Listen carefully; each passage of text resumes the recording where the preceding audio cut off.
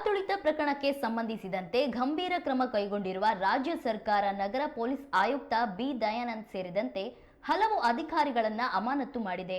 ಹಲವು ಪೊಲೀಸ್ ಅಧಿಕಾರಿಗಳ ತಲೆದಂಡವಾಗಿರೋದು ರಾಜ್ಯದಲ್ಲಿ ಚರ್ಚೆಗೆ ಗ್ರಾಸವಾಗುವಂತೆ ಮಾಡಿದೆ. ಈ ಕುರಿತು ಮಾಹಿತಿ ನೀಡಿರುವ CM Siddaramaiah, Cubbon park police ಠಾಣೆ police inspector, station house master, station house officer, ACP, ಕೇಂದ್ರ ವಿಭಾಗದ ಡಿಸಿಪಿ, ಕ್ರಿಕೆಟ್ ಕ್ರೀಡಾಂಗಣದ ಉಸ್ತುವಾರಿ, ಹೆಚ್ಚುವರಿ ಪೊಲೀಸ್ ಆಯುಕ್ತ, ಪೊಲೀಸ್ ಆಯುಕ್ತರನ್ನ ತಕ್ಷಣದಿಂದ ಜಾರಿಗೆ ಬರುವಂತೆ ಅಮಾನತುಗೊಳಿಸಲಾಗಿದೆ ಎಂದರು.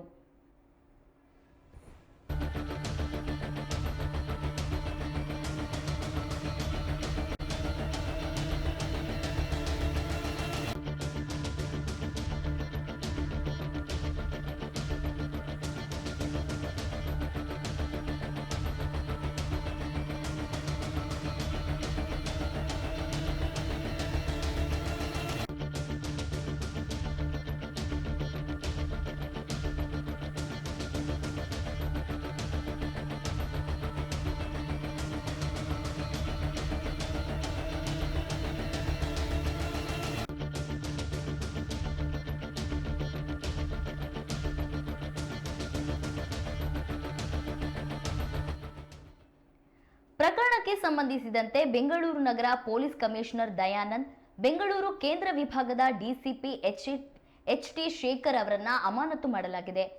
Cubbon park police station police inspector ಸೇರಿದಂತೆ ಆ ವಿಭಾಗದ ಎಸ್ಪಿ, ಸೆಂಟ್ರಲ್ ಡಿಸಿಪಿ, ಕ್ರೀಡಾಂಗಣದ ಉಸ್ತುವಾರಿ ವಹಿಸಿದ್ದ ಹೆಚ್ಚುವರಿ ಪೊಲೀಸ್ ಆಯುಕ್ತರು ಮತ್ತು ಬೆಂಗಳೂರು ನಗರದ ಪೊಲೀಸ್ ಕಮಿಷನರ್ ಅನ್ನ ತಕ್ಷಣದಿಂದ ಅಮಾನತುಗೊಳಿಸಲು ತೀರ್ಮಾನಿಸಲಾಗಿದೆ.